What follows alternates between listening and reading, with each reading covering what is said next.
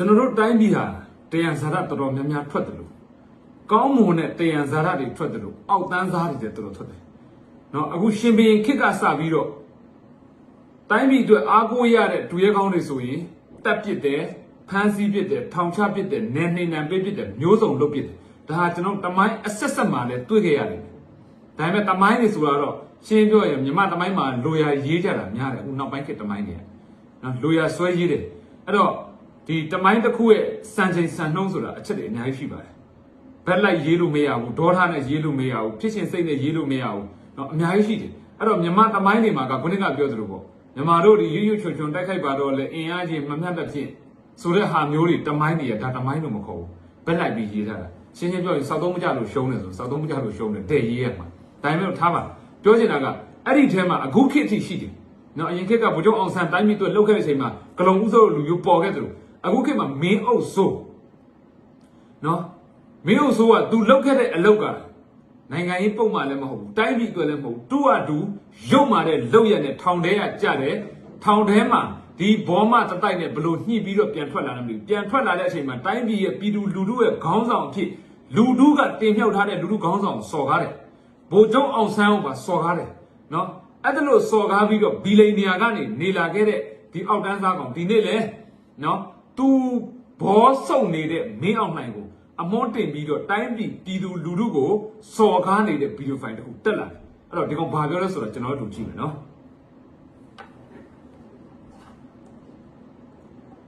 ်မင်းညတော့ကိုရွှေမျိုးတို့ရဲ့စာလေးတစ်ပုဒ်ကိုကျွန်တော်ဖတ်လိုက်ရပါဒီလူကအပြင်မှာလည်းအင်မတန်အေးတဲ့လူရင်ကျေးတဲ့လူပါစာရေးရင်လည်းရင်ကျေးကျေးပဲရေးပါတယ်ဒေါသတင့်တဲ့စာမျိုးရေးခဲ့ပါတယ်ဆဲဖို့ဆိုတာပူဝေးရောပေါ့ဗျာမနေ့ကသူ့စာမှာကျွန်တော်ဖိုင်နောက်ဆုံးကြတော့ကျွန်တော်ရည်လဲရည်ပြီးတယ်အံလဲအံ့ဩသွား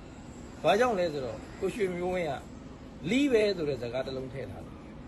်ဒီလူဒီလောက်ထိဘာကြောင့်ပေါက်ကွဲပြီးတော့အဲ့ဒီလိုစာသားမျိုးတော့ထည့်ရေးရတယ်လေဆိုတော့သူပေါက်ကွဲမယ်ဆိုလေပေါက်ကွဲတယ်မှာအဓိကတော့ဗျာနီးပိတ်ပိန်းနေပေါ့နောက်တော့ကနိုင်ငံရေးကိုအသေးချာနားမလဲတဲ့သူဒီလူတွေပေါ်မှာကိုမျိုးဝင်းတော်တော်ပေါက်ကွဲပုံရပါတယ်သူ့စာလေးကိုဖတ်ကြည့်ပြီးတော့ကျွန်တော်ဒီအကြောင်းအရာလေးတွေပြောချင်စိတ်ပေါက်လာလို့ဒီဗီဒီယိုဖိုင်လေးရိုက်ဖြစ်တာဘိုးချုပ်မူကြီးမင်းအောင်လိုက်ရုရှားနိုင်ငံကိုသွားတယ်ဖိတ်ကြားခံရလို့သွားတယ်ခန်းခန်းနာနာစီကြူကြတယ်ခန်းခန်းနာနာတွေ့ကြတယ်ကိုတိုင်းပြည်အတွက်မမြင်ဘူးတော့လေမူးမြစ်တင်ပေါ့နော်အဲ့တော့မင်းအောင်နိုင်ရုရှားကြိုးတာမင်းအောင်ရုရှားခေါင်းဆောင်ကိုယ်တိုင်လည်းလေစိတ်ကထွက်ကြိုးတာမဟုတ်ဘူးနော်မြန်မာပြည်ကခေါင်းဆောင်တွေတမရဥထင်ကြော်တဲ့ရုရှားကိုတွားခဲ့တယ်အခြားလူနဲ့မနိုင်ခင်နဲ့ကုံသွားတဲ့နှစ်ပိုင်းလေးရမှနိုင်ငံတမရပြည်သူရွေးချယ်တင်မြှောက်တဲ့တမရအဖြစ်နဲ့ဥထင်ကျော်ရုရှားကိုတွားခဲ့တဲ့အချိန်မှာရုရှားကြိုးစိုးပုံနဲ့မင်းအောင်နိုင်ရုရှားကိုဘယ်နှကြိမ်ရှိသွားပြီလဲအဲ့ဒါစဉ်းစားနော်အဲ့တော့စကားတစ်ခုကိုပြောချင်တယ်ဆိုရင်ကိုလိုရာကိုဆွဲပြီးအမွှန်းတင်ပြောတာအဲ့ဒါပညာမဲ့စောက်ပိန်းနေတဲ့အလုပ်နော်အဲ့တော့နှိုင်းရှင်ပြီးတော့ကြည့်ရတယ်မင်းတို့ပြောသလိုခန်းခန်းနာနာကြိုးစိုးတယ်ဆိုတာစဉ်းစားပေါ့ဟုတ်တယ်မလားနိုင်ငံကိုစားပြုပြီးတွားပြီးဆိုတာဒါသူတို့ဘက်ကတော့ရှင်းသွင်းမင်းအောင်နိုင်ကိုအားပေးတာတရုတ်နဲ့ရုရှားတရုတ်နဲ့ရုရှားတွေအာဏာသိမ်းတဲ့မင်းအောင်နိုင်ကိုတိုင်းပြည်ခေါင်းဆောင်ပြီးသူတို့အဲ့နေရာမှာထားပြီးတော့သူတို့ဆက်ဆံပြဘာဖြစ်လို့လဲဒီကောင်ကိုခိုင်းဖို့အတွက်နော်အဲ့တော့မင်းအောင်လှိုင်ဆိုတဲ့အရေးရှင်းကိုမဟုတ်ဘူးနော်မြန်မာပြည်ကိုတို့လို့လိုချင်တာရဖို့အတွက်လှုပ်ချင်တာလှုပ်ဖို့အတွက်အဲ့ဒီကောင်ရုပ်သေးရုပ်နေနဲ့အဲ့ဒီမှာထားတာဒါပေမဲ့တမနာဥဒင်းကျော်တွားတဲ့အချိန်မှာမင်းတို့မင်းအောင်နိုင်နဲ့တူတလားအဲ့လိုကြည့်ရတယ်နော်အဲ့တော့တိတ်ပေါ်တဲ့စကားတွေကလေးစကားတွေပြောတာမရှက်ဖို့ကောင်းနေရအောင်တိတယ်စောက်ပေါ်ထပ်ပြောအကျိုးရှိမဲ့ကိစ္စရက်တွေအများကြီးဆွေးနွေးပြီးကြတယ်သဘောတူညီခဲ့ကြတယ်နားလည်မှုတွေယူခဲ့ကြတယ်အဲ့ဒီမှာဗိုလ်ချုပ်မူကြီးမင်းအောင်လှိုင်ကပူတင်ကိုစာအုပ်လေးတော့လက်ဆောင်ပေးဒါအင်မတန်လှတယ်ဗျာတိတ်တက်ရလွန်ကျွန်တော်ဆိုရင်စာရီအများကြီးကျွန်တော်ဖတ်ခဲ့အဲ့ဒီစာအုပ်လည်းကျွန်တော်ငယ်ငယ်လေးကဖတ်ခဲ့ဘူးလားတိုးဆိုဘာဖတ်တာလဲမင်းငယ်ငယ်လေးတွေကဖတ်တဲ့စာအုပ်ကဘာဩစာအုပ်ပဲဖြစ်နေတယ်သိလားမှားတော့မှားနေပြီဘာလို့ဆိုတော့ငယ်ငယ်လေးတွေကနော်အတိတရားပြည့်ဝမဲ့ ဓမ္မတိတ်ခံကြတဲ့စာပေတွေကိုဖက်လာတဲ့လူတယောက်ကမင်းလိုမျိုးလူရုပ်မှာဘွားတော့ရောက်မနေဘူးကျင်းနေတယ်ဘာလို့ဆိုတော့အမှားအမှန်အကောင်ဆိုအကြောင်းကျိုးခွဲခြားတတ်တယ်လေစာပေဆိုတာလူဘဝကိုပြောင်းလဲစေတယ်အဲ့ဒီထဲမှာမင်းလိုကောင်မျိုးကိုမင်းပြန်ကြည့်ပေါ့ဟုတ်တယ်နော်အဲ့တော့မင်းငယ်ငယ်လေးတွေကဖတ်ခဲ့တာအတိတရားရတဲ့စာတော့မဟုတ်ဩစာပေပဲဖြစ်လိမ့်မယ်နော်ဒီအချိန်မှာဘိုးချုပ်မူကြီးမင်းအောင်လှိုင်ရုရှားသွားရင်အဲ့ဒီစာအုပ်ကလေးကိုများသူလက်ဆောင်ပေးလိမ့်မလားဆိုတဲ့အတွေးမျိုးကျွန်တော်နည်းနည်းလေးတော့မတွေးမိခဲ့ဘူးသူတိတ်တော်ပါတယ်ဒါမှမဟုတ်ရင်လေသူ့မှာရှိတဲ့အကြံပေးအဖွဲ့တိတ်တော်တော့မရှက်လိုက်တော့အဖိုးနဲ့ဝင်ပါအဲ့လိုပဲသုံးပါအင်မတန်တန်ဖိုးနေတဲ့စာအုပ်လေးပါဒါပေမဲ့အဲ့ဒါလေးကိုပေးလိုက်ခြင်းအဖြစ်နောက်မှပါလာတဲ့ဝင်နေနေတာမဟုတ်ပါဘူးကျွန်တော်တိုင်းပြည်တွေရမယ်ကျွန်တော်တို့တိုင်းပြည်တွေရတယ်ဆိုတာရုရှားစီကအခုမှလည်းမဟုတ်ပါဘူးအဲ့ဒါပဲတိလားဘာမှဒီလိုမျိုးပောက်ပန်း40ကောင်တွေကတိုင်းပြည်ပေါ်တက်ပြီးတော့လူစွာကျဲလှုပ်ရှင်တဲ့ဘဝဒီတိုင်းပြည်ခံနေရတယ်နော်နှစ်နိုင်ငံသဘောတူစာချုပ်လက်မှတ်ရေးထိုးတယ်ဆိုတာကဒီနေ့တော့ဒီနေ့ရေးထိုးလို့ရတဲ့အရာမဟုတ်ဘူးဟိုကအကွက်တက်ကဒီနိုင်ငံမှာဘာတွေရှိတယ်ဘာစီမံကိန်းတွေရှိတယ်ဒီစီမံကိန်းလို့ဘယ်လောက်ကြာသူတို့နိုင်ငံပညာရှင်တွေတွက်ချက်လနဲ့ချီအချိန်ယူနှစ်နဲ့ချီအချိန်ယူပြီးမှဒီဟာတွေကိုလက်မှတ်ထိုးပြီးဒီလုံးလုံးပဲဆုံးဖြတ်လို့ရတာမင်းအဖေမင်းအောင်နိုင်တွားလို့အဲ့စာကိုပေးလိုက်တော့အဲ့ဒီအချက်တွေကိုလက်မှတ်ထိုးလို့ရတာမဟုတ်ဘူးစောက်တော်ရရဲ့တိလားစောက်ပေးရမရှင်းလားနော်အဲ့ဒါပဲမင်းတို့ကောင်တွေကလေဟိုအရှိရဖို့အနောက်အရှိရဖို့အနောက်ကဖို့နော်အဲ့တော့အဲ့ဒီမင်းအောင်နိုင်စာအုပ်ကိုယူသွားပြီးတွားရှင်းပြနေတဲ့ပုံမင်းတို့မရှက်ဘူးလားဟမ်နိုင်ငံခေါင်းဆောင်ကြီးတွေ့တဲ့အချိန်မှာမင်းအောင်နိုင်အခုရုရှားပူတင်ကိုပြောတဲ့ပုံစံမျိုးဘယ်ခေါင်းဆောင်တွေပြောနေတာမင်းတို့မြင်ဘူးခဲ့တဲ့ကမ္ဘာမှာရှက်စရာကောင်းမှမတိအောင်မင်းတို့ဘဝတွေအဲ့လောက်တော့ပိမ့်နေတာဟမ်တိုင်းပြည်ရဲ့အဆင့်ကတူလောက်လိုက်တာဘယ်အဆင့်ကြီးဖြစ်သွားပြီဘလောက်ဒီတိုင်းပြည်ရဲ့စောက်ပြအောက်တန်းကြတဲ့တိုင်းပြည်အဖြစ်ဒီပူတင်လိုလူမျိုးဘယင်အဖြစ်သွားလောက်ပြီးသူတို့အမေရိကန်သမ္မတနဲ့ဒေါ်အောင်ဆန်းစုကြည်တွေ့တယ်မင်းတို့ပုံစံမြင်ရတာဘလို့ပုံစံဆက်ဆံတယ်အေးအဲ့ဒါလူအဲ့ဒါကြည့်ထားတာမင်းတို့အဲ့ဒါကြည့်ထားသိလားပြည်သူရွေးချက်တင်မြှောက်ခဲ့တဲ့ခေါင်းဆောင်တွေသမ္မတကြီးဦးဝင်းမြင့်ဦးထင်ကျော်ဒေါ်အောင်ဆန်းစုကြည်ဒီခေတ်မှာပဲမင်းတို့မျက်စိရှေ့မှာပဲအခြားတိုင်းပြည်တွေတွားတယ်တရုတ်ကိုတွားတယ်ဒေါ်အောင်ဆန်းစုကြည်ဘယ်လိုပုံစံဆက်ဆံတယ်ဒေါ်အောင်ဆန်းစုကြည်ကိုဘယ်လိုပုံစံလက်ခံတယ်အမေရိကန်ခေါင်းဆောင်တွေဒေါ်အောင်ဆန်းစုကြည်ကိုဘယ်လိုပုံစံဆက်ဆံတယ်ဦးထင်ကျော်ကိုဘယ်လိုပုံစံဆက်ဆံတယ်ဦးဝင်းမြင့်ကိုအခြားတိုင်းပြည်ခေါင်းဆောင်တွေဘယ်လိုပုံစံဆက်ဆံတယ်အခုမင်းအောင်နိုင်ကိုမင်းတို့တွားတဲ့ပုံနဲ့လှုပ်တဲ့ပုံမင်းတို့နှိုင်းချင်ကြည့်စမ်းပါအဲ့လောက်လေးပဲအများကြီးမတွေးနဲ့မင်းတို့ခေါင်းမမီဘူးဆိုတာသိတယ်အဲ့လောက်လေးပဲနှိုင်းချင်ကြည့်သူ့ဘက်ကိုယ့်ဘက်ပြောနေတာမဟုတ်ဘူးနော်ဒီကာလလေးမှနေတိုင်းပြည်ကိုစားပြုတဲ့ခေါင်းဆောင်ချင်းတူတာတောင်မှဘလို့ပုံစံဆက်ဆံတယ်ကိုယ့်ဘက်ကလူတွေကဘလို့ပုံစံအနေထားရှိခဲ့အခုမင်းတို့မင်းအောင်နိုင်တရားဝင်ဆိုတဲ့စကားကိုထပ်ရှိတဲ့လဲအော်နေမင်းအောင်နိုင်နေရာမှာခွေးကိုအမီးဖြတ်လိုက်ရုရှားပူတင်လက်ခံပေးလိုက်မယုံမရှိနဲ့မင်းအောင်နိုင်ဆိုတဲ့အရေးချင်းကိုပူတင်ကခေါ်ပြီးလက်ခံတာမဟုတ်ဘူးဒီတိုင်းပြည်ရဲ့အရာကိုတူလိုချင်လို့မင်းအောင်နိုင်နေရာမှာခွေးတဲ့ကောင်အဲဇေးရှင်းဖြစ်ဖြစ်ဒိုဘာမင်ဖြစ်ဖြစ်ခွေးတဲ့ကောင်ကိုအမီးဖြတ်လိုက်နော်ဒါကျုပ်တို့တိုင်းပြည်ရဲ့ခေါင်းဆောင်မှာဆိုပြီးလွှတ်လိုက်မင်းအောင်နိုင်ကိုကြိုးသလိုမကြိုးကြိုက်တယ်လို့ပြောရှင်းလားအေးအဲ့ဒါတန်ဖို့နော်အဲ့ဒါလေးကိုနားလေဖို့လိုတယ်သိလားနော်နွားအုပ်စိုးရုရှားနဲ့ကျွန်တော်တို့တိုင်းပြည်ရဲ့တန်တမဆက်ဆံရေးနှစ်ပေါင်းများစွာရှိခဲ့တယ်RND ကျောင်းသားလို့ဂုံယူဝင်ကြောစွာကြွေးကြော်ခဲ့ကြတယ်RND ကျောင်းသားတွေတက်ခဲ့တဲ့ကျောင်းကြီးရုရှားစောက်ပေးခဲ့တာတောင်ကြီးမြို့မှာရှိတဲ့ဆက်ဆံတော်ဆေးရုံရုရှားအလကားစောက်ပေးတယ်ဟိုမတိလို့မင်းအလကားစောက်ပေးတယ်လားရုရှားအလကားစောက်ပေးတယ်လားအဲ့ဒါဆိုရင်တော့ကျေးဇူးတင်ရမယ်နော်ဟုတ်တယ်နော်အလကားစောက်ပေးသွားအဲ့ဒါဆိုကျေးဇူးတင်ရမယ်ခလေးစကားတွေကွာမင်းတို့တွေဘာကောင်တွေလဲကွာအခုဗိုလ်ချုပ်မင်းကြီးမင်းအောင်လှိုင်ရုရှားကိုတွားတယ်နားလည်မှုတွေယူတယ်တိုင်းပြည်အတွက်အကျိုးရှိရာရှိကြောင်းတွေပြောဆိုဆွေးနွေးကြတယ်ဆိုတာမြန်မာနိုင်ငံအတွက်ပါသူသွားတာဦးမင်းအောင်လှိုင်အနေနဲ့သွားတာမဟုတ်ပါဘူးဟုတ်တယ်လေမြန်မာနိုင်ငံရဲ့ဝန်ကြီးချုပ်တယောက်အနေနဲ့ဟိုကလည်းဦးမင်းအောင်လှိုင်နေတဲ့ဖိတ်တာမဟုတ်ဘူးငါပြောသလိုပဲခွေးကိုအမီးဖြတ်ပေးလိုက်ဒါမြန်မာနိုင်ငံရဲ့ဝန်ကြီးချုပ်ပါအာဏာသိမ်းထားတဲ့အချိန်မှာဒီတိုင်းပြည်ကိုဒီခွေးကြီးကအာဏာသိမ်းထားတာပါကျုပ်တို့ရဲ့ခေါင်းဆောင်ကဒီခွေးခေါင်းဆောင်ပါအာဏာသိမ်းထားဒီအဲဇေးကြီးပါလို့မင်းတို့ပြောလိုက်ရုရှားကအဲ့ဒီအဲဇေးကြီးကိုအဲ့ဒီခုံပေါ်မှာထိုင်ပြီးတော့စကားပြောပြီးလက်ခံပေးလိမ့်မယ်အဲ့လောက်အနေထားရှိတယ်ငါပြောတဲ့စကားမှားလားညင်းရဲလာခဲ့ဟုတ်တယ်မလားအဲ့တော့ဦးမင်းအောင်နိုင်နေတဲ့ဝက်ဖိတ်တာမဟုတ်ဘူးနော်ရှင်းတယ်မလားအဲ့ဒါအဖြေပဲအဲ့ဒါအမွှန်းတွေစွတ်သိမ်းမနေနဲ့တိလားရှက်ဖို့ကောင်းတယ်မင်းတို့ တိတ်ထိတင်လေမင်းတို့ခွေးဘွားရောက်နေဖြစ်နေတာနော်ဆက်ပြော သွားတာသူတောင်းဆိုတာဒီအားလုံးကလည်းသူ့မိသားစုအတွက်သူ့မျိုးသမီးအတွက်သူ့သားနဲ့သူ့သမီးတော့မဟုတ်ပါဘူး ဘယ်ဟုတ်မလဲလက်ရှိတိုင်းပြည်မှာမီးပြတ်နေတဲ့သူ့သားဆိုလာတဲ့ကုမ္ပဏီဖွင့်နေလေမင်းအောင်နိုင်အာနာသိမ့်ပြီးမှအောင်ပြည့်စုံလောက်ခွင့်ရတဲ့ကုမ္ပဏီလုပ်ငန်းပေါင်းလက်ချိုးရည်လို့ရသေးလားမင်းကအဲ့လားလေးပဲမေးမယ်တာမန်ပြည်သူတွေမှာငတ်ပြတ်မီးရှို့နော်မျိုးစုံဘုံကျက်ကန်ထိနေတဲ့အချိန်မှာမင်းအောင်နိုင်အာနာသိမ့်ပြီးမှသူတားအောင်ပြည့်စုံပဲနော်ခင်ဒီတက်မှမပါသေးဘူးနော်လောက်ခွင့်ရတဲ့လုပ်ငန်းကုမ္ပဏီလက်10ချောင်းကာဒေးလား60ချောင်းမှာထပ်ထောင်လိုက်ကာဒေးလားအေးအဲ့ဒါအဖြစ်ပဲမင်းတို့ကြိုက်တဲ့လောက်အမွှန်းတင်ဒီနေ့ခေတ်ပြည်သူတွေအကုန်သိတယ်အကုန်မြင်နေရတယ်နော်ဘသူကလူဘသူကသလိษံနဲ့ဆိုတာသိနေတယ်မှတ်ထားနော်ပြော ပြေပါဆိုသလိုအနှဲငယ်တော့အကျိုးခံစားမှုတိုင်းရကြပါလိမ့်မယ် အနှဲငယ်အေး သို့တော်လေ ဟောအနှဲငယ်အကျိုးခံစားခွင့်စောက်ခေါမှကျူလှမတန်မရကင်ထားတဲ့စလင်းဘတ်တဲ့အိတ်ဘယ်လောက်လဲလို့မင်းအောင်နိုင်လကတလားဘယ်လောက်လဲမင်းအောင်နိုင်လကတလား330စောက်ခေါလာကျူမှကင်ထားတဲ့စလင်းဘတ်အိတ်တစ်လုံးနဲ့350အနည်းဆုံးရှိတယ်အဲ့လိုမျိုးစလင်းဘတ်အိတ်မျိုးဘယ်နှလုံးရှိတယ်အဲ့ဒါကျူလှဖာခံထားတဲ့ငွေတွေလားခင်တီးတက်မဖာခံထားတဲ့ငွေတွေလားဒါမှမဟုတ်မင်းအောင်ဆိုမင်းအမေဖာခံပြီးတော့ကျူလှကိုတွားပြီးတော့ညီမလေးကျူလှရဲ့အမကြီးကျူလှရဲ့ဒီတော့ငါဖာခံလို့ရတဲ့ပတ်စံနဲ့နေ့ကငါစလင်းဘတ်အိတ်ဝယ်ပေးလာတွားပေးထားတဲ့ဟာတွေလားဟမ်စကားပြောရင်မင်းတို့ရှေ့ပြောမင်းတို့ပြောတဲ့စကားလုံးတိုင်းကမင်းတို့ခွေးဘွားရောက်တဲ့စကားလုံးတွေပြောကြိုက်တာပြောဘာဖြစ်လို့လဲမှားတယ်နဲ့မှန်တာကိုကြိုက်လို့ရှင်ပြောလို့ရတယ်ငါတို့စာတတ်လို့ပညာတတ်လို့တိလို့ပေါက်ရောက်လို့မဟုတ်ဘူးဘာဖြစ်လို့လဲငါတို့ရိုးရိုးလေးပဲအမှန်တရားကိုငါတို့တွေ့နေရတယ်မြင်နေရတယ်မင်းတို့ကမှန်တဲ့အရာကိုမှားတယ်လုပ်နေတဲ့အတွက်ပြည်သူနဲ့မင်းတို့အဲ့ဒါပဲငါတို့ပြည်သူတွေနဲ့မင်းတို့အဲ့ဒါကွာဟတ်တယ်အဲ့တော့မင်းတို့တွေကအာတမလိုက်ပြီးတော့အမှားကြီးကိုအမှန်လုပ်ရှင်နေတွေ့မင်းတို့ပဲတဖြည်းဖြည်းနဲ့မြောင်းလိုက်ကြပါစက်ပြော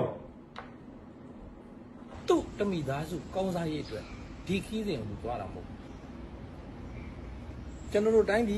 ်ကျွန်တော်တို့လူမျိုးကျွန်တော်တို့မျိုးဆက်တစ်တည်းရဲ့အနာဂတ် မလေးစောက်ကြီးစောက်ကျမြောက်လင်း20နဲ့ကွာမင်းတကယ်ပဲပြောလဲပြောထွက်တယ်မင်းကျွန်တော်တို့တိုင်းပြည်ကျွန်တော်တို့အနာဂတ်ကျွန်တော်တို့မျိုးဆက်တွေကောင်းဖို့ဆိုရင်ရုရှားကိုမသွားနိုင်ဘူးနော်ဟိုမှာဘုံကျဲကန်ထိထားတဲ့ပြည်သူတွေခလေးတွေ PDF တွေတော့မပြောနိုင်ဘူးနော်ယောက်ျားတွေမပါနဲ့ကွာမြန်မာပြည်သားယောက်ျားတွေအတော့မပြောနိုင်ဘူးအသက်10နှစ်အောက်ကလေးတွေနဲ့အသက်15နှစ်အောက်အသက်မပြည့်သေးတဲ့မိန်းကလေးအမျိုးသမီးတွေအဲ့ဒီဟာလေးရဲ့အနာဂတ်အတွက်ပဲတစ်ချက်တွားခဲ့ပေးဦး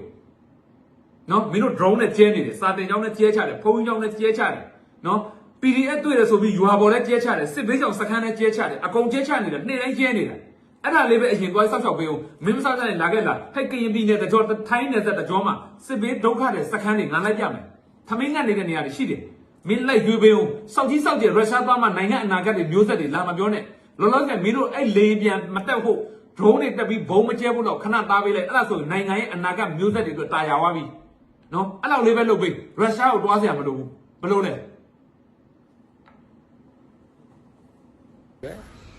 ရုရှားနိုင်ငံမှာရုရှားသမ္မတနဲ့တွေ့တဲ့အချိန်မှာသူစွမ်းနိုင်ကြလား သူစွမ်းနိုင်တယ်လားသူစွမ်းနိုင်တော့မှ သူကြိုးစားခဲ့ပါတယ် စကြဝဠာမင်းနဲ့ဗာမင်းနဲ့ တောင်းဆိုမှုတွေပြုလုပ်ခဲ့ဒါကိုကျွန်တော်တို့မြန်မာနိုင်ငံသားတွေအနေနဲ့ကဝမ်းမိဝကံဖြစ် ဝမ်းတိုင်းတာ လက်ကုပ်တီး ဟောလက်ခုပ်တီးရအောင်လက်ခုပ်တီးပေးမယ်အေး ဘာကြောင့်လဲကိုယ်နိုင်ငံ စောက်ပေါ်ကြီးကွာမရှက်ဘူးလားမလို့ အင်းအကြီးဆုံးအမေရိကန်ကို ဟုတ်ဒီကောင်ပြောနေတဲ့ပုံနဲ့လုံနေတဲ့ပုံကျွန်တော်တကယ်ကောင်းမှကျွန်တော်ကိုလေမင်းအဲ့ဒီဗီဒီယိုဖိုင်တစ်ဖိုင်ရိုက်300ပေးမယ်ဆိုတော့ကျွန်တော်လှည့်ပြန်လို့ပြောလိုက်မှာဘာဖြစ်လို့လဲလူတယောက်ပဲတန်ဖိုးတိတ်ခါနာမည်တစ်လုံးဆိုတာအင်မတန်ရေးကြည့်တယ်စင်းရဲတာချမ်းသာတာပညာတတ်တာပညာမတတ်တာလည်းမဆိုင်ဘူးနော်ကိုလုံနေတဲ့အလုပ်တကူနိုင်ငံရေးအကြောင်းလုပ်မှာဆိုအဲ့ဒီနိုင်ငံရေးပေါ်မှာတစ္ဆာစီမှုဒီနိုင်ငံရေးပေါ်မှာသူ့ရဲ့စံဘယ်လောက်ရှိတယ်နိုင်ငံရေးကိုကျွမ်းကျင်စရာမလိုဘူးဒီပေါ်မှာဒီနိုင်ငံရေးပေါ်မှာသူ့ရဲ့တစ္ဆာရှိမှုဒီနိုင်ငံရဲ့ဘောသူ့ရဲ့တိကျမှန်ကန်မှုအဲ့ဒီတန်ဖိုးဟာဘာနဲ့မှပိုင်းဖြတ်လို့မရဘူးအခုဒါတူဆိုရင်ဒါနိုင်ငံရေးစကားပြောနေတာဖြစ်တဲ့အတွက်သူကနိုင်ငံရေးလုပ်ကိုလုပ်နေတာဒါပေမဲ့အဲ့ဒီအပေါ်မှာသူလုပ်နေတဲ့အလုပ်ရဲ့သူလုပ်တဲ့ပြောတဲ့စကားလုံးတွေသူရုံနဲ့သူရှစ်စရာကြီးအိုးဘယ်လိုပြောမလဲတစ်ခါကျရင်လေကျွန်တော်တို့ကဘိုင်နေတော့မတတ်တော့ပါဘူးကျွတ်တွေပေါက်ပန်း40ဒီအမှုပညာတဲ့လို့ဘာလို့ပြောချင်တာပြောပြီးဗဟမတာဆိုချင်တာဆိုအဲ့လိုမှမတွေ့ကျွန်တော်ဗီဒီယိုဆိုကျွန်တော်ကြော်ဖြစ်တယ်မတိသူတို့ကြည့်ရကျွန်တော်ရှက်တယ်အခုလည်းမင်းတို့စိုးပုံကျွန်တော်ကြည့်ရမယ်သူတို့မရှက်တတ်ဘူးလားမသိဘူးရှက်စရာကြီးတကယ်ကြီးသူတော်ကြီးလို့ဘာ စောက်ပိုးကြီးကြတယ်ဟာသူ့မှာသားသမီးတွေကြံနေကြမဲ့မျိုးဆက်မင်းတို့ဆိုရဲ့သားမင်းတို့ဆိုရဲ့မြီးမင်းတို့ဆိုရဲ့မြစ်သေးပြီသွားပြီအဲ့တမိုင်းဘာနဲ့မှလဲလို့မရတော့ကြိုက်တဲ့လောက်ချမ်းသာအခုစစ်ကောင်းဆောင်မင်းအောင်နိုင်ရောအဲ့လိုဘောမလိုက်လို့မင်းအောင်နိုင်ကနိုင်ဝမ်းမဲ့ထားမင်းအောင်ဆိုတော့မိသားစုတွေချမ်းသာဝမ်းမဲ့ထားလူပီတမှာလားလူတွေကိုတိုးလို့ရမှာလားအဲ့တမိုင်းဘယ်တော့မှဖျောက်လို့မရဘူးနော်အဲ့ဒါလူတန်ဖို့အဲ့ဒီတန်ဖို့ကအင်မတန်ရေးကြီးတယ်အဲ့ဒါကိုတိုင်းပိုင်းဖြတ်တဲ့တန်ဖို့ပဲအဲ့တော့လူတယောက်ရဲ့တန်ဖို့သူများပိုင်းဖြတ်တာမဟုတ်ကိုတိုင်းပဲပိုင်းဖြတ်တာဟုတ်တာမင်းအောင်ဆိုတာသူ့တန်ဖို့သူကိုတိုင်းပိုင်းဖြတ်နေတာကြည့်ယိုသူမရှက်မြင်သူရှက်ဆိုတာအဲ့ဒါကိုပြောတာနော်ယိုတဲ့သူကတော့မရှက်ဘူးဘာလို့ဆိုစိတ်သူ့ဘဝကိုသူဖြည့်ရှင်းနေတာကိုဒါမြင်တဲ့သူကတော့မလုတ်တဲ့မလုတ်ထိုက်တဲ့မပြောတဲ့မပြောထိုက်တဲ့ဟာကိုလုတ်နေတဲ့အတွက်ညင်ရိုးနဲ့ရှက်ကတယ်အဲ့ဒါယိုသူမရှက်မြင်သူရှက်ဆိုတာဒီကောင်မျိုးကိုပြောတာနော်ဆက်ပြောနော်အောင်ဆိုဆက်ပြောတော့မှဂယုမဆိုင်တဲ့နိုင်ငံရဲ့ခေါင်းဆောင်ကဖက်လဲတကင်းစီကြိုတယ်နောက်တော့အဲ့ဒီခေါင်းဆောင်နဲ့တွေ့တဲ့အချိန်မှာကိုတိုင်းကြီးရဲ့ခေါင်းဆောင်ကအဖိုးနဲ့ဝင်ပါလေဘယ်သူမှမတွေးမိတဲ့အချက်ကလေးဟုတ်နောက်ကကြိုင်တွတ်ပြီးစာအုပ်ယူပါလို့မတ်သိန်းမြင်လို့တွတ်ပြီးလို့လေဘာလို့ဆိုတော့စောက်ခေါင်းမှဂျူဂျူထရုပ်ကမတ်သိန်းမြင်နဲ့တူတယ်နော်ဒနုပြူဆွေမင်းရေးတဲ့တွတ်ပြီးစာအုပ်နိုင်စာတွတ်ပြီးကကျွန်တော်ပါမတ်သိန်းမြင်ကတော့ကျွန်တော်မိန်းမဂျူဂျူလှပါနော်ဘိုက်ကလေးကတော့ကျွန်တော်ရဲ့နောက်ကလိုက်ပြီးတော့ဟောင်းနေတဲ့ငမဲလုံးမှာဆိုပြီးတော့လေအဲ့ဒီအထုပ်ပတ်တီလေးကိုယူကကျွန်တော်တို့တောလိုက်တဲ့အချိန်တုန်းကတရံတစ်ခါကဟုတ်လားတနေ့တော့အခါအဲ့လိုမျိုးလေးနဲ့ပူတင်ကိုတွားပြောလို့အကြံပေးတယ်လို့အဲ့ဒါဆိုရင်ပို့ပြီးတော့အဖိုးနဲတယ်ပို့ပြီးတော့ဝင်လဲပါတယ်လို့သိလားနော်မှတ်ထားနော်သိလားမင်းဖေကိုတွေ့ရင်အဲ့လိုမျိုးအကြံပေးတယ်နောက်တစ်ခါကျရင်သိလားဖတ်သားရဲ့နှလုံးသားကိုကင်လှုပ်လိုက်နိုင်တယ်ဒီစောက်လေးနှလုံးသားကိုကင်လှုပ်တယ်ဒါမျိုးလှုပ်တယ်သူတို့နှလုံးသားကိုသူတို့ကင်လှုပ်တယ်အိုင်ဒီယာဒါတွေကိုချီးကျူးရမှာဒီအချိန်မှာဒီကာလမှာလက်ရှိနိုင်ငံရေးအခြေအနေတယောက်ပေါ်တယောက်မလိမ့်ရတာဒီမုန်းကြတာဒီအာဃာတကြီးတာဒီရပ်ဖို့ကောင်းတယ်သူတော်ကောင်းတိုင်းပြည်လေတာတုပါကိုတိုင်းပြည်ကိုလူမျိုးတွေကောင်းရကောင်းကျိုးဖြစ်စေမဲ့အလုံမျိုးကိုလုံနေတဲ့နိုင်ငံခေါင်းဆောင်တယောက်ကိုတိုင်းပြည်ကိုလူမျိုးတွေကောင်းရကောင်းချောင်းဖြစ်စေမဲ့အလုံမျိုးကိုလုံနေတဲ့နိုင်ငံခေါင်းဆောင်တယောက်အမလီအဲ့ဝါချာလေးကိုတေးချာမှတ်ထားစမ်းပါမင်းအောင်လှိုင်လုံနေတဲ့အလုပ်ထဲမှာကိုတိုင်းပြည်ကောင်းရကောင်းကျိုးအတွက်လုံနေတဲ့အလုပ်ဘယ်နှခုများရှိလဲလို့ငါပြောသလိုအညာမှာစစ်ဘေးရှောင်တွေတွားပြီးတော့ကြည့်အောင်နော်ရွာမန်းတည့်ရတာနဲ့မီးရှို့ပစ်တဲ့ဟာတွေတွားပြီးအိမ်တွားဆောက်ပေးအောင်နော်ဟိုအာနာတိုင်းကစားဆက်မပြောဘူးနော်အဲ့တော့မင်းကပြောချင်တာကကိုပြောချင်တဲ့စကားတခွန်းရဲ့အဓိပ္ပာယ်နဲ့တက်ရောက်သွားမဲ့အရာတွေဖြစ်ပေါ်လာမဲ့အရာတွေကိုနှိုင်းရှင်ပြီးမှပြောလေကွာအခုတော့ဗယံမထာပြောတော့မင်းစောက်ပေါ်တော့မဟုတ်ရိုးစောက်ပေါ်မင်းအထူးစပယ်စောက်ပေါ်ဝိုင်းပြီးတော့ဩဘာလက်ခုပ်တီးပေးကြတိုင်းပြည်ကောင်းအောင်လုပ်တဲ့ဩဘာလက်ခုပ်တီးပေးကြဘသူကိုမဆိုအားလုံးကတညီတညွတ်တဲ့ထောက်ခံကြရနောက်ဆုံးပဲပြောရမယ်ဆိုရင်ဗိုလ်ချုပ်မှုကြီးမင်းအောင်လှိုင်ပူတင်ကိုပေးခဲ့တဲ့စောက်ကလေးတိတ်ကိုပညာပါပါတယ်ကိုမျိုးဝင်းပြောသလိုပါပဲဒါကိုအပြစ်ဖွဲ့နေတဲ့လူတွေဒါကိုပဲအပြစ်တင်စကားပြောနေတဲ့လူတွေကိုတော့ကိုမျိုးဝင်းစာထဲမှာပါတယ်နောက်ဆုံးစကားလေးပဲပြောလိုက်ပြရတယ်ဘာစကားလဲဆိုတာသိကြရင်တော့သူ့စာလေးပဲဖတ်ကြည့်ကြပါစို့အားလုံးကျေးဇူးတင်ပါတယ်ကျွန်တော်မဲဟုတ်ဆိုမင်းနဲ့မင်းကမင်းအောင်ဆုံးဖို့မင်းနွားအုပ်ဆုံးတိလားနွားအုပ်တောင်တွားဆိုးလို့မရတဲ့ကောင်နော်ငါပြောသလိုပဲမင်းတို့အခုအမွန်းတင်နေတဲ့မင်းအောင်နိုင်ဘူးလားမင်းအောင်နိုင်နေရာမှာအဲဈေးစင်းဖြစ်ဒိုဘာမန်ဖြစ်ခိုးကြီးတဲ့ကောင်ကိုအမီးဖြတ်ပြီးတော့အဲ့ရုရှားဖိတ်တဲ့လမ်းကြောင်းမှာပို့လိုက်ဒါကျွန်တော်တို့အာနာတိန်အဖွဲ့ရဲ့ခေါင်းဆောင်ပါဒီအဲဈေးရှိကကျွန်တော်တို့အာနာတိန်ရဲ့အဖွဲ့တွေကိုအမိတ်ပေးထားတာပါဒါကျုပ်တို့တိုင်းပြည်အာနာတိန်စစ်ကောင်စီရဲ့ဝင်ကြီးချုပ်ပါလို့ပြောပြီးပို့လိုက်ပူတင်လက်ခံလိုက်မယ်ရှင်းလားအဲ့စကားကိုညင်းရလားညင်းရတဲ့ကောင်ရှိလာခဲ့တဲ့ပြောတာဟုတ်တယ်မလားရှင်းလားအဲ့တော့မင်းအောင်နိုင်ဆိုတဲ့ကောင်စတောက်သုံးကြလို့ပူတင်ကလက်ခံတာမဟုတ်ဘူးရှင်းလားနော်အဲ့တော့နောက်တစ်ခါပေးကြည့်လို့ရှိရင်အဲ့တွတ်ပီစာကိုယူသွားမဒနုမျိုးဆွေမျိုးရေးတယ်လေတို့ငကွားဆိုအရန်ဖတ်လို့ကောင်းတယ်တိမှာပါအေးအဲ့ဒီတွတ်ပီစာကိုမတ်တင်းမြန်ချူချူလှနေရာမှာတရုပ်ဆောင်လိုက်မယ်သိလားငမဲလုံးကဘိုက်ကလေးနေရာမှာတရုပ်ဆောင်လိုက်မယ်အေးအဲ့စာကိုပေးလိုက်အဲ့ဒါဆိုပူတင်ကပို့တော်ကြလိုက်မယ်နော်ဟိုပေါက်ပန်း40ဘဒူရေးလို့ရေးမှန်းမသိဟိုဖះဟောခက်ကမပြောနဲ့မနေ့တနေ့ကမှရေးတဲ့စာအုပ်ကိုယူသွားပြီးတော့ပေါက်ပန်း40ဖះလောင်းနဲ့ခိုင်းနိုင်ပြီးတော့နော်စัจ java ဝရင်းမင်းနဲ့ခိုင်းနိုင်ပြီးတော့ဘယင်နဲ့ခိုင်းနိုင်ပြီးပြောချင်တာကြီးရှောက်ပြောတဲ့စကားတွေခဏထားနိုင်အောင် တူပီစာကိုယူရင်ပို့ပြီးတော့ပူတင်ကသဘောကျလိမ့်မယ်လို့သိတာမင်းတို့အကြံပေးအဖွဲ့နဲ့ကိုပို့ပြီးတော့ကောင်းအောင်အကြံပေးတာနော်ကျွန်တော်နာမည်မင်းကိုစိုးအောင်မလုပ်နဲ့မင်းနွားအောင်ဆိုပဲမင်းစောက်ပေါ်သိလားမင်းတမိုင်းတေသွားပြီမင်းရဲ့ရက်တိမှုလေးအတွက်မင်းကိုတိုက်ခါကိုဘဝကိုမျိုးဆက်အနာခတ်အားလုံးချနေလိုက်တယ်မင်းပညာမဲ့အောက်တန်းစားပဲသိလားမင်းကိုစိုးသိလားနော်အဲ့တော့ငါပြောတဲ့စကားတွေကိုငြင်းရင်လာတဲ့အချိန်ကြီး